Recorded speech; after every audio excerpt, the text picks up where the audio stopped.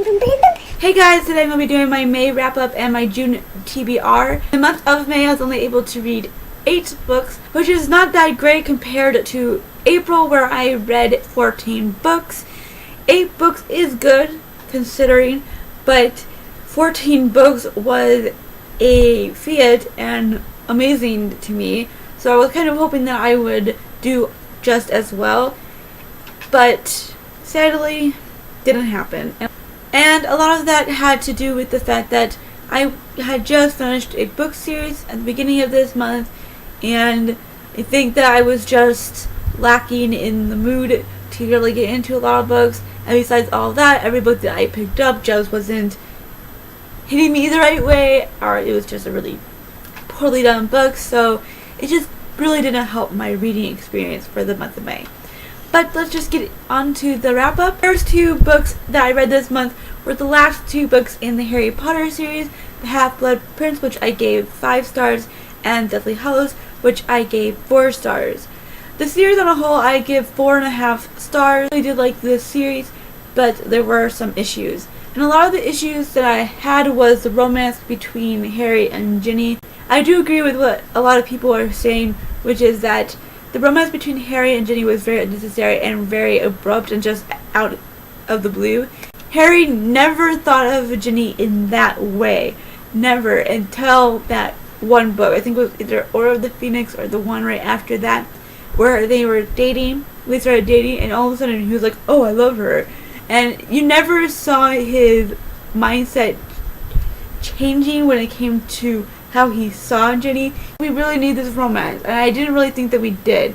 I thought the romance between Ron and Hermione was perfect in my eyes because it was there from the very beginning. You knew it was going to happen, even though they were just friends, but you sensed where it was going. You could see that Ron, although he was like, ew, girls, he actually did like Hermione, and Hermione was just like the thing, ew, boys, but underneath it all, there was this sense of, connection, and you could see it growing as each book happened. If J.K. Rowling had built it up that way, I mean, it didn't have to be, I get where she was going, he always thought that she was just, Ron's sister, and he saw her that way, but if she had built it up where his thoughts were changing, it would have worked, but because it was just so sudden and abrupt of a change, I just didn't think it worked at all. When we get to the last book, where all the other books I thought were really great. I loved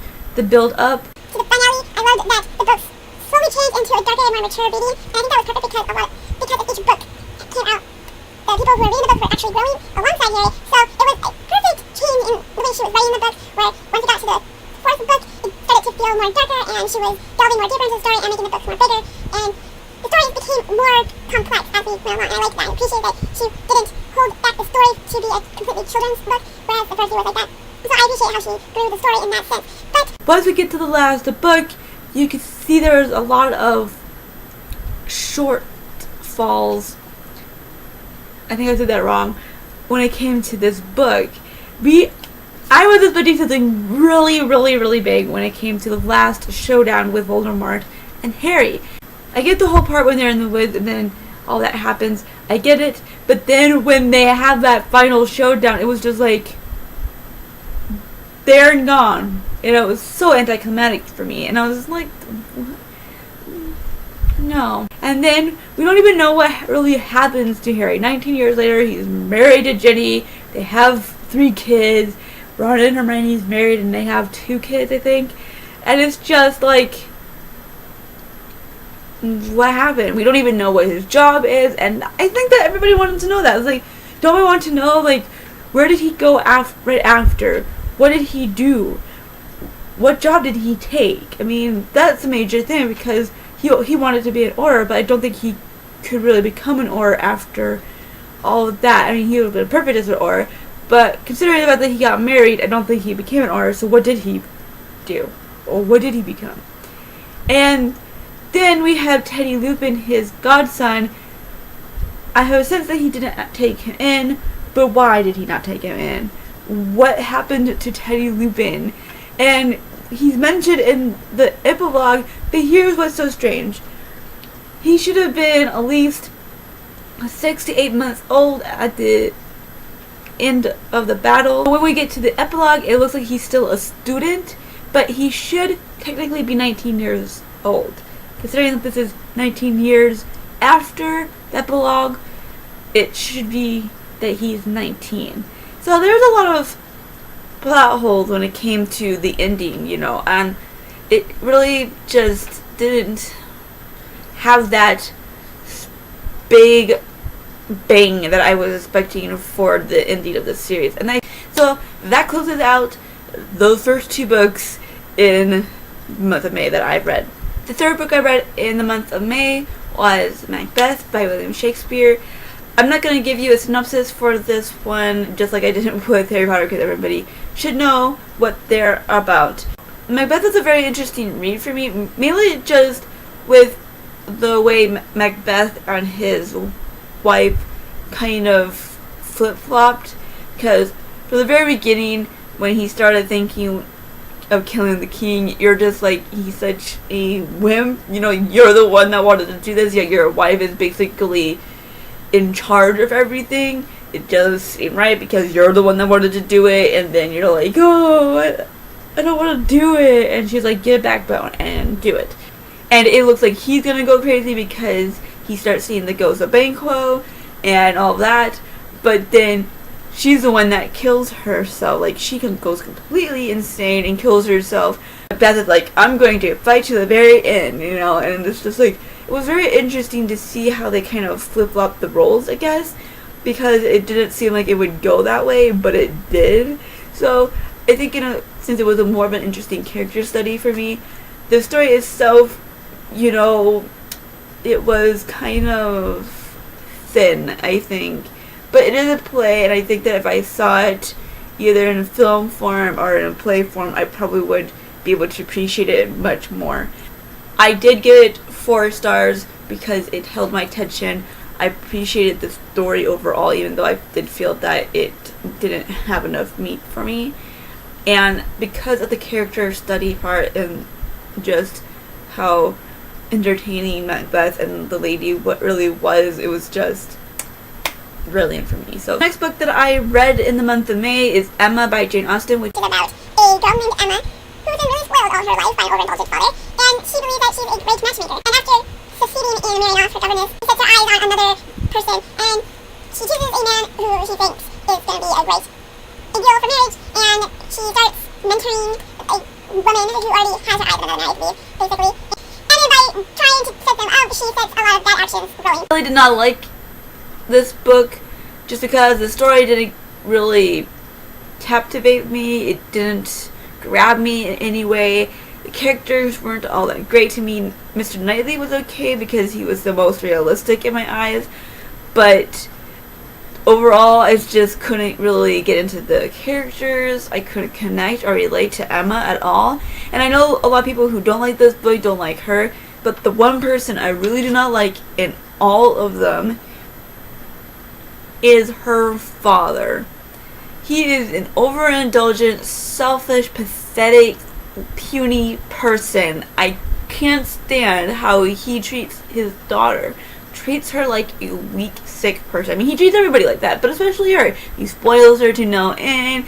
She's given her everything she wants. She doesn't know anything about discipline, anything about thinking about other people. She only thinks about what, I don't know. It was just annoying. Every time he came up, I was cringing, and so I couldn't really finish this book because of that. Overall, if I looked beyond that and I just looked at the story itself, it just wasn't a story that grabbed me. I gave this 2 stars.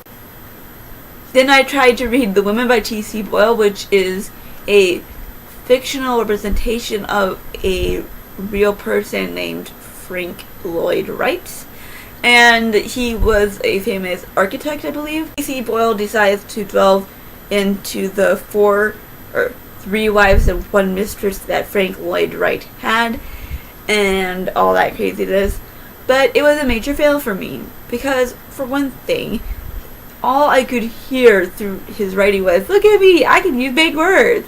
and every other sentence had this fancy big word that I don't think that the average person would know. Just like, yeah, if you're thinking that this is gonna make us feel smart by reading this book, it's not happening. It makes you look like you're trying to be a smartass about everything, and you're kind of narcissistic. I really go for this book. I didn't like the writing overall. If I look past his smartass needing to indulge his big word obsession, I really didn't care for the writing art of the story.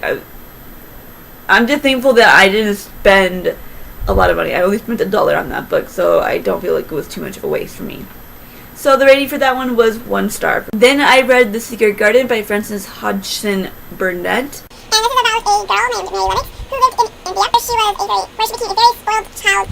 All she wanted, her parents were very neglectful. They never saw her, they never interacted with her, anything. The only people who associated themselves with her were her ayahs, and even they didn't really like her because they had to indulge everything she wanted, and she would become a spoiled brat. But when her parents die from the cholera epidemic, she is taken to Mrs. Manor, where her uncle lives, but he's kind of a ghost in his own home because he doesn't really like being there because of his wife's death. That happened several years before, and Mary Lennox finds herself in a place where there's really no beauty at the time because it's winter, and in her wanderings on the grounds, she finds the secret garden, and that starts from there basically. I really liked the first half of this book because we are getting to know Mary, and she was just starting to change and become a really beautiful child, and you can see how the garden helped her in a lot of ways. But then we meet Colin, her cousin, and he takes over the story, and I just really didn't appreciate that. I kind of had this feeling that this book was supposed to be about Colin from the very beginning, but she was trying to use Mary to get to that point. I just felt that if you wanted it to be about Colin, just start it out at his point of view and just go from there. Really don't need to have Mary there to have the story about him, so I didn't really get that part at all. This is supposed to be about Mary. Keep it that way. He took over the story after the halfway point, and then things started going downhill really fast for me because things started getting repetitive, got way more boring, and I was left dissatisfied with the story overall. The first half 3 stars, I gave the last half 1 star, so it kind of averages out to 2 to 2.5 stars for me. I read Burial Rites by Hannah Kent, which I borrowed from the library, and this book is about a woman, I forget her name. That's really bad that I forget the main character's name. She's accused of murdering 2 men alongside 2 others, and she is taken to a family's home to wait for her execution date. And this is taking place in Iceland in the 1800s, I believe.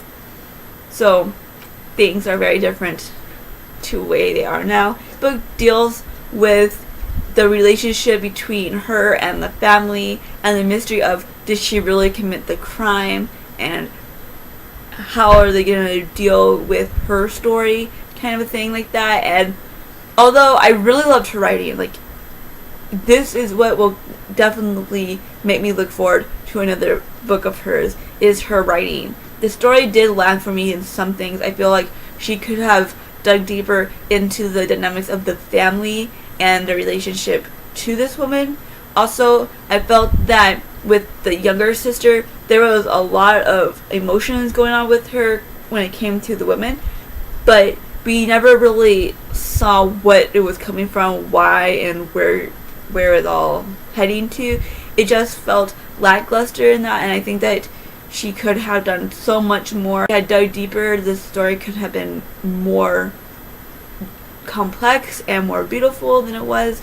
I did really like the mystery and how she took it, but I just thought that there was so much more that could have happened. I did give this book 4 stars on Goodreads, but I think I would have to change that to 3 stars now. The last book that I read in the month of May is Dead Man's Walk by Larry McMurtry. This is the 3rd book technically in the Lonesome Dove series. You can read this in 2 different ways. You can start out in the publishing order, or you can read it chronologically from from Gus and Cal's ages, because in Dead Man's Walk they're young. I think they're in their 20s, but when you get to Lonesome Dove they're in their 60s, 50s, I think. Read it in those two ways, but my recommended way would be to start from Lonesome Dove, because that is the first book that he ever wrote in this series, and I think it was his best book. So as I read the books, I read Streets of Laredo. I didn't really like it as much as Lonesome Dove, and then here we are at Dead Man's Walk, and I really did not like this book at all. It was pretty boring, sad to say, and the writing was really rough and just jagged, which I really don't remember it ever being Lonesome Dove, so I was kind of taken aback by that. I really wasn't connected to any of the characters other than Gus and Cal. I just feel like maybe he was forcing himself to write this book and it just didn't come out very well. So I gave this one 3 stars. So now on to my TBR. This month I was supposed to start out with The Probable Future by Alice Hoffman, but I finished, sort of. I didn't really, but I'm not going to talk about it because you'll have to wait for that. The 3 other library books that I'm waiting for to get is The Last Letter from Your Lover by Jojo Moyes. This one is about a woman who gets into a car accident and loses her memory on the day that she's supposed to leave her husband for her lover. And it's also about a journalist many years after that, when she finds the letter from the lover to the woman that loses her memory, and she thinks this is going to be the story that's going to make her career. It's very interesting, and I'm looking forward to it. Hopefully I do get the book pretty soon. It's interested, so hopefully I'll be getting it this week. Then I'm also waiting for Catch-22 by Joseph Heller. I don't exactly know what this book is about. It's been a while since I read the synopsis, and I've been wanting to read this book for a couple of years. But if I remember correctly, it is about a FBI agent who's chasing after a white-collar criminal. So I'm not really sure if that's true. That could be just a synopsis for Catch Me If You Can, the film.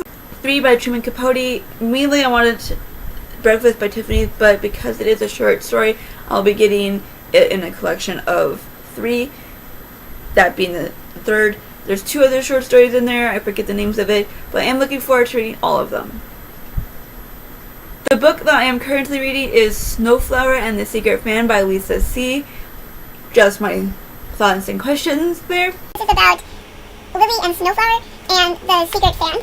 Basically, there's a lot of cultural and historical facts going on with the story. They're both going to be married soon, and in this time, arranged marriages was the thing. So they're Lautons, 2 sames, and it's their story. It's the story of their friendship, basically. I'm not particularly caring for the story. I'm like 49 pages in, and I'm slowly deciding if I really want to continue on with it. It's boring. The only interesting things about it is actually the historical and cultural facts that she is talking about throughout, so maybe I will finish it just to learn more about Chinese culture and stuff like that. But the story between Snowflower and Lily is really lacking, and I'm not really going for it, so we'll see. Then I'm going to be reading the all-girl filling station's last reunion by Fanny Flagg. I loved her Fried Green Tomatoes book, so I'm looking forward to seeing what this is about. This one is about Suki Poole, whose last child has just left for college, and she wants to travel with her husband, but she has to deal with her mother. And then one day she finds a secret about her mother, which throws her for a trip, and she has to deal with the after effects of what that secret does to her. I will be trying to read White Oleander by Janet Fitch. This is a book about a mother and daughter. The mother, named Ingrid, who is in prison for murdering someone. She was a brilliant poet.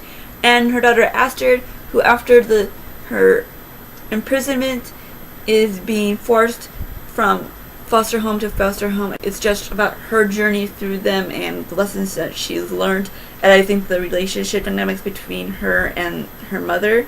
So I very interested in seeing this. I've heard a lot of good things about it, so I'm very excited to finally get to this book. The next book that I got is a library book, and it's Looking for Alaska by John Green, and this is about Miles, our Pudge, whose life has been a complete non-event in his eyes, and he moves into a boarding school where things definitely become the opposite of a non-event for him when he meets Alaska, who pulls him into her crazy life and steals his heart, basically. So I'm looking forward to it. John Green is a great writer, but his stories have never been my thing. I didn't really care for Fault in the Stars.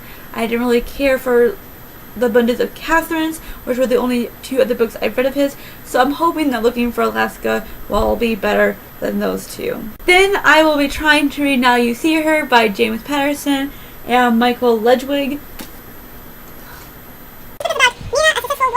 Lives in New York. They have a secret past from a different town where she was married to a sheriff and she was everything, I guess, very successful in that life also. But something happens and she runs away to New York with her child that she was still holding in the womb, I guess you could say. And when a man is falsely accused of murder, she realizes that she has to face her past and find the real murderer, which I'm guessing is the same person that made her run for her life from the city that she was living in with her sheriff husband. And I'm pretty sure that she was running from her husband, because where is he in all this? Yeah. So, we'll see. James Patterson is a very predictable, doesn't really change the way he writes or the way he writes the storylines kind of a thing. So, we'll see. We'll see what this other author does for it. The last book that I'm going to be trying to read for the month of June is Agnes Grey by Anne Bronte. I did try to read this once before, but because I really wanted to try it and because I felt like it didn't give it enough a chance, I'm going to try to read it again. A lot of it has to do with the fact that I own this book, so I have to definitely give it a chance. It's about Agnes, who family has been middle class for most of her life. She's been indulged, never had to deal with any kind of rough life or anything, but her family's finances reverse, and she has to become a governess to help support the family, and basically it just deals with the whole dynamics of deals with the social inequalities that women and had to deal with, the whole class system thing, because as a governess she was below her employees, but she was above the rest of the servants, so she never really had any equal standing with anybody. She was kind of lost, and she had to deal with a lot of the loneliness that comes with being governess, and deal with the snobbery and the spoiledness from the children that she had to take care of. So it really does sound interesting, and I really want to get into her work, so hopefully this will have more success this month. So that is it. If you've read any of these books, tell me what you thought below. If you're going to be talking about books I haven't read yet, please don't spoil me. Thank you guys so much for watching, and I will see you next time.